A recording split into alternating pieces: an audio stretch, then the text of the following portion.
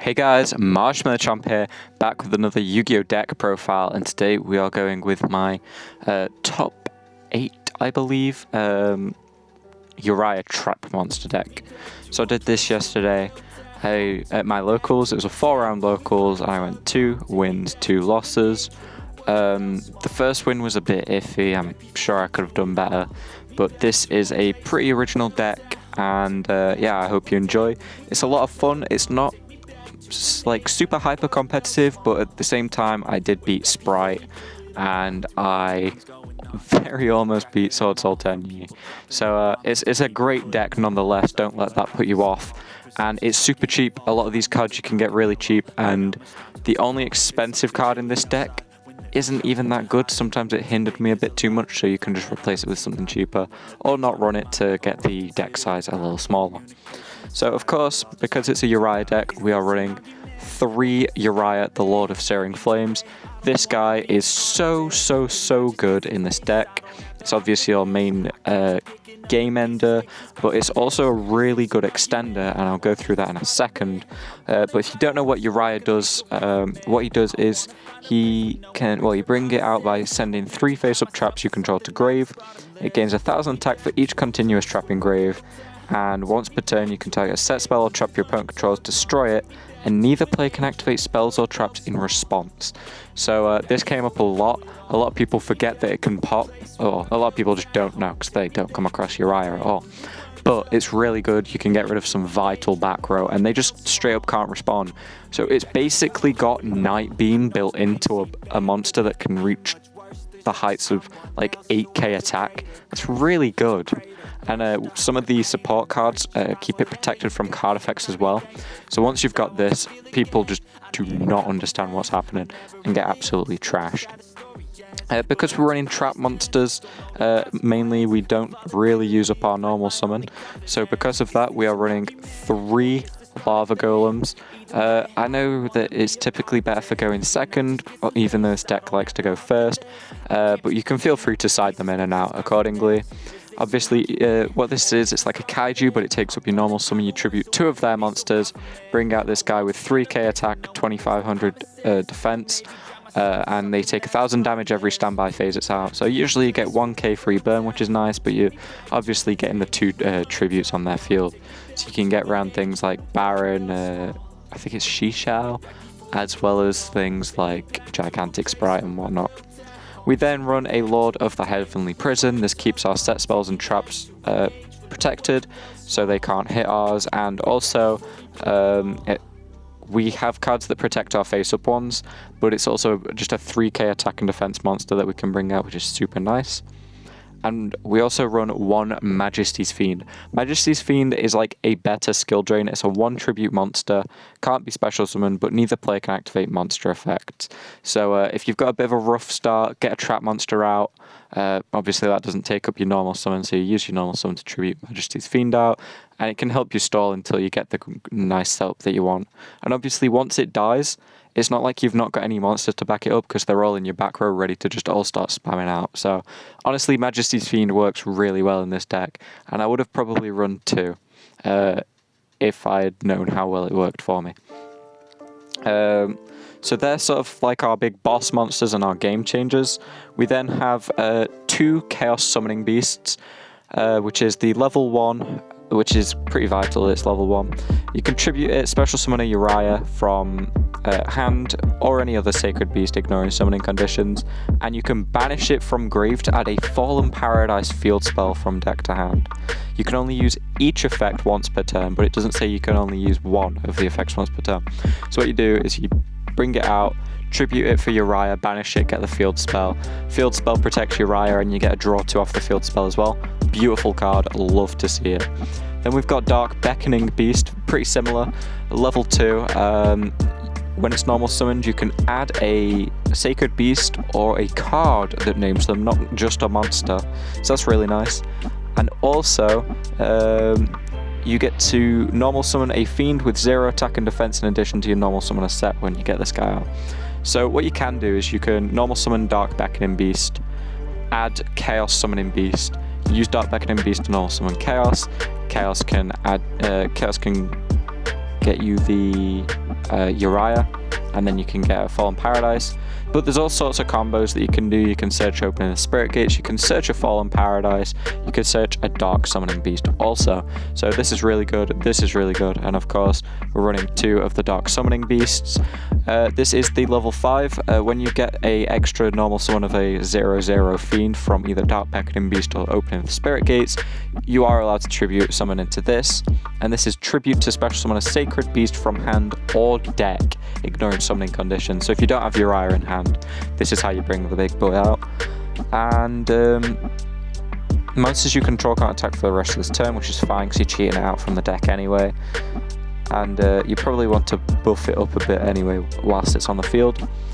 And you can banish this card from grave to add one of the Sacred Beasts from deck to hand. So again, that's pretty good. It doesn't come up often. Usually you'll tribute it and then just get a search to thin the deck, which is always useful. Then we have 3 Card D. Honestly, I would have used Pot of Extrav in hindsight. Card D did actually hinder me more than it helped me, but the reason I'm playing it is still there. It takes up your normal summon. During your main phase 1, you tribute it, draw 2, and then it becomes your end phase. So the theory behind this was you set all your monsters down. They're not even going to come out this turn anyway. So you just normal summon the Card D, get a free draw 2. But the thing is that I found was the main issue was because it's instantly end phase. You can't like set those 2 or use those 2, which like I know it says that, but it kind of hurts to see that you get good cards that you can't use and then you just die. So again, you don't really use the extra deck, so I would have maybe used Pot of Extrav or something similar. Just a different way of drawing too. We then have 2 opening of the Spirit Gates.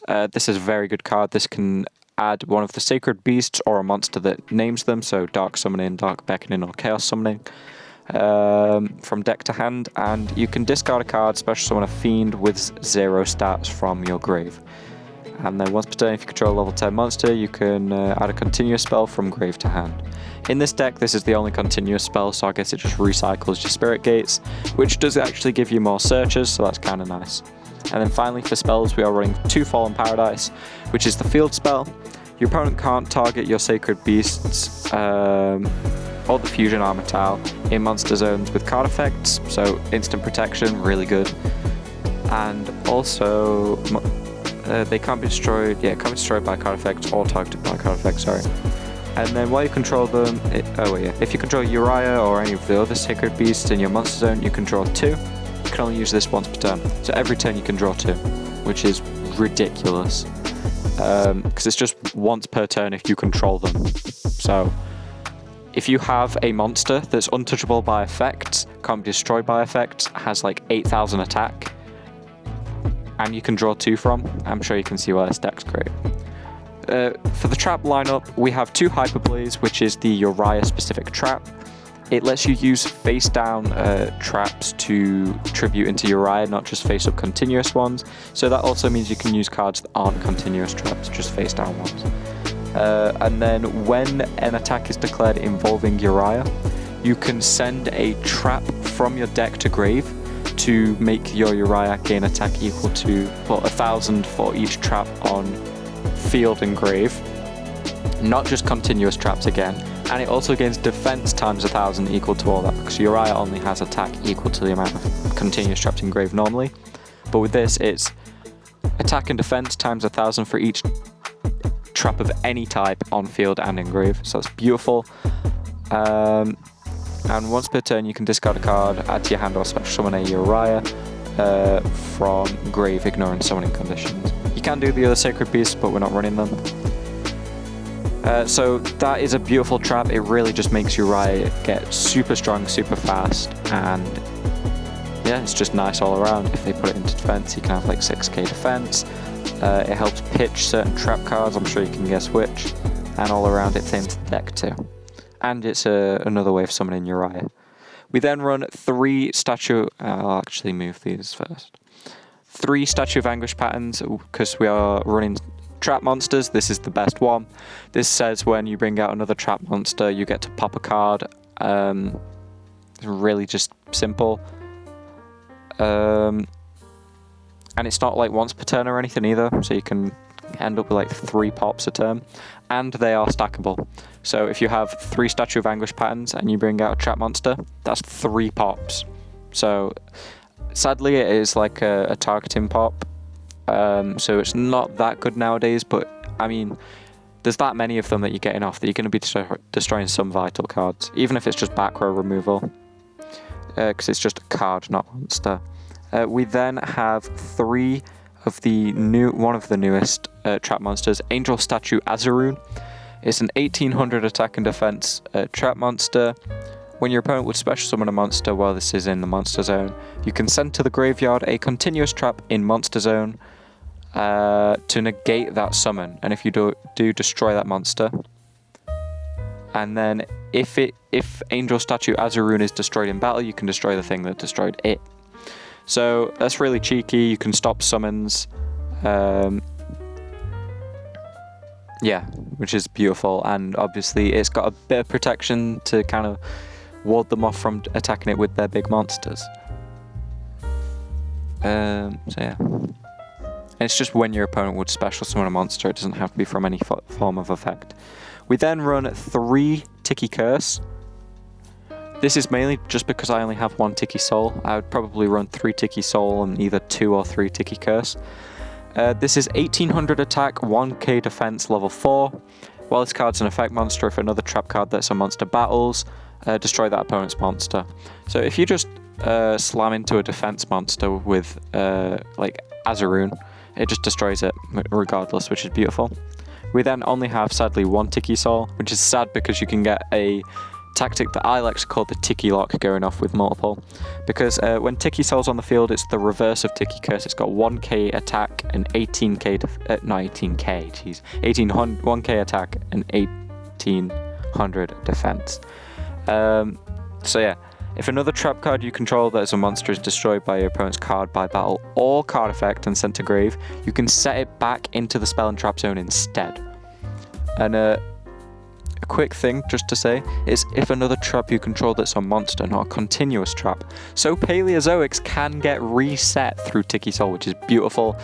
But also, if you have 2 Tiki Souls, they attack a Tiki Soul, you return it to spell and trap.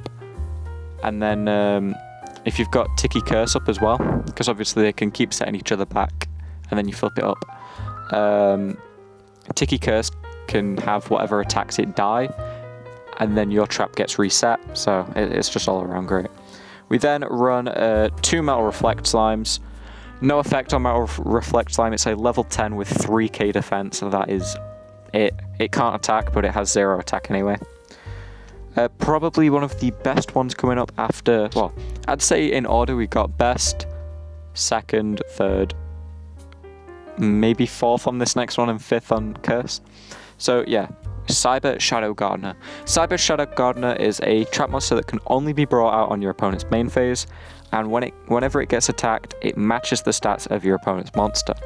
That doesn't sound all too great, and they could obviously just attack it with a small thing, they crash and die, but the best part here is at the end of the turn, it sets itself back. So if you have a Statue of Anguish pattern, every turn this comes out, you're getting a free pop off of Anguish pattern. That's why that's so good. It can basically Tiki Soul itself if it's not being attacked. So I guess it just returns itself, but just on its own. And then finally, we have Zoma the Spirit. Zoma the Spirit's kind of cheeky. It's 1800 attack, 500 defense, and if this card is summoned, is destroyed by battle, inflict damage to your opponent equal to the attack of the monster that destroyed it. So if they've only got, like, I don't know, a Chimera Tech Rampage Dragon or something, and they just slam into this, they're going to take a lot more damage than you are. So that's kind of good. We then have, for the Paleozoic lineup, 2 Paleozoic Dino Miscus. This is discard a card to banish opponent's card, and well then, is it card, sorry? Yes it is. So target banish. And then when you activate a trap, you can chain this in the grave to bring it out as a 1200 attack, 0 defense monster that gets banished when it dies. Obviously, with a Tiki Soul, oh wait, hang on. I think I did that wrong. It's fine because I didn't do this combo anyway, because I didn't see Tiki Soul at all yesterday. Yeah, so sorry. The way I was doing it was with a third card that I forgot it was in my side. But again, I didn't use this yesterday, so that's no problem. So this gets banished when it dies. It's a free level 2 though, and it's another trap monster to trigger Anguish pattern. And then we have Paleozoic Olonoids. I'll explain the combo with Tiki Sol after I've shown you this. So Olonoids is target spell, trap and remove it, and then again it can chain from graveyard to become a level 2, 1200, 0, level 2 trap monster. These aren't continuous traps, so they don't buff things like Uria, but the thing I forgot was Imperial Iron Wall, where neither player can banish cards. So what happens is they actually return to the grave instead of getting banished, and that's when you Tiki Sol them to reset the Paleos. So you can just keep getting spell and trap removal, target banish on any card. You could have just banished more spells and traps, honestly. But yeah, you get to reset a Paleo, and it can be a trap monster again.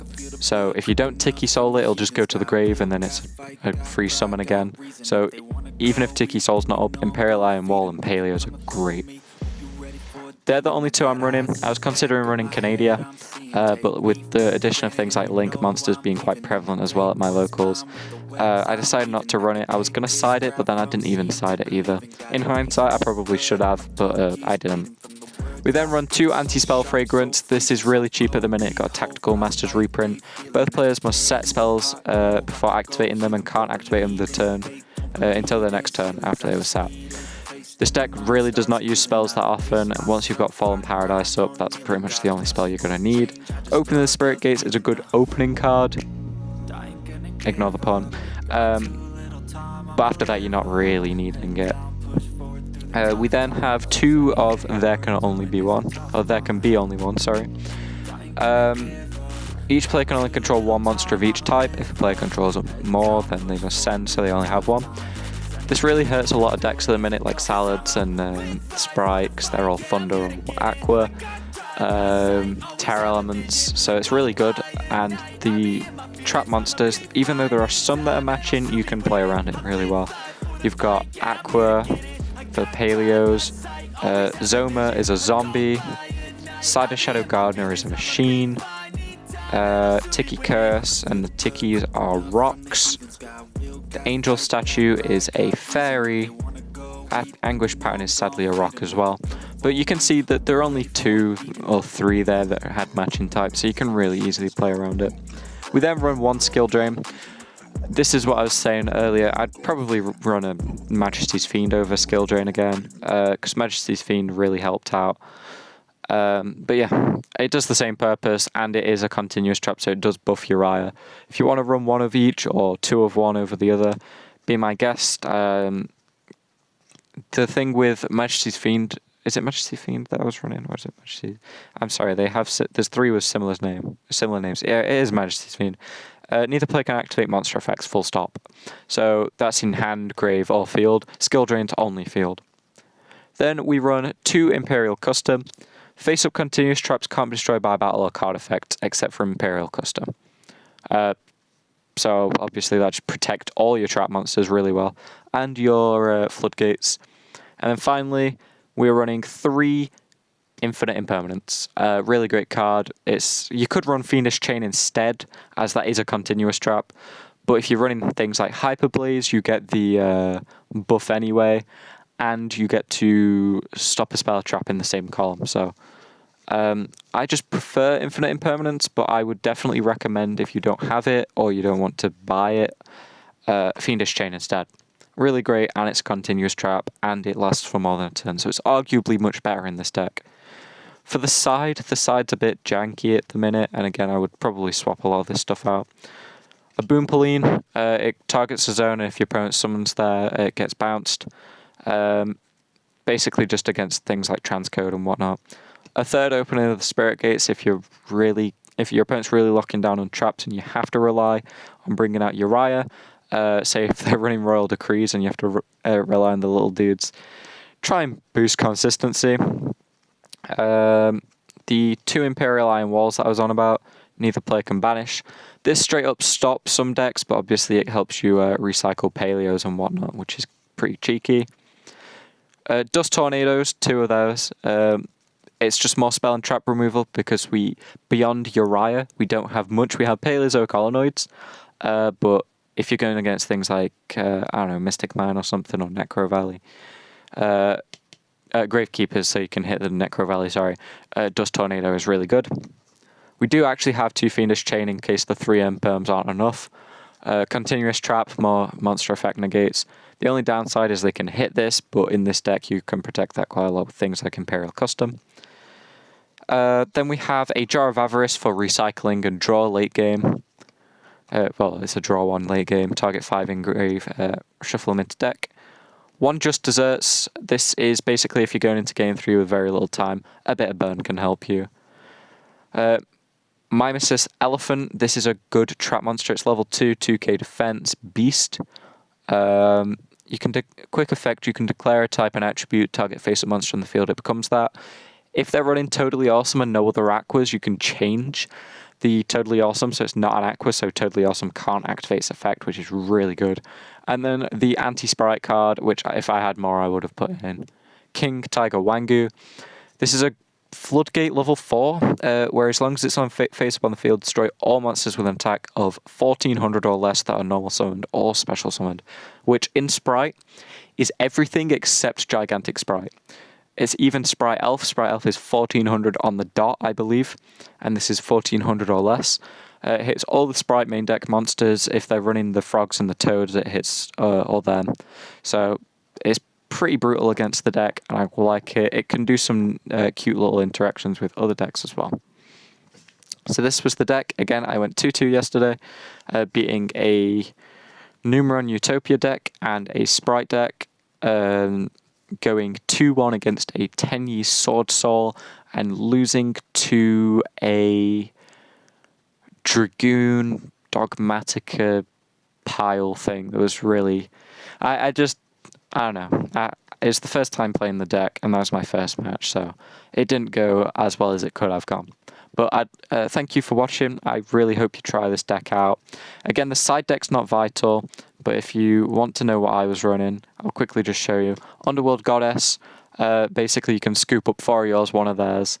So it's free removal that's like cheeky removal. It doesn't count as targeting or banishing or destroying, or tributing even.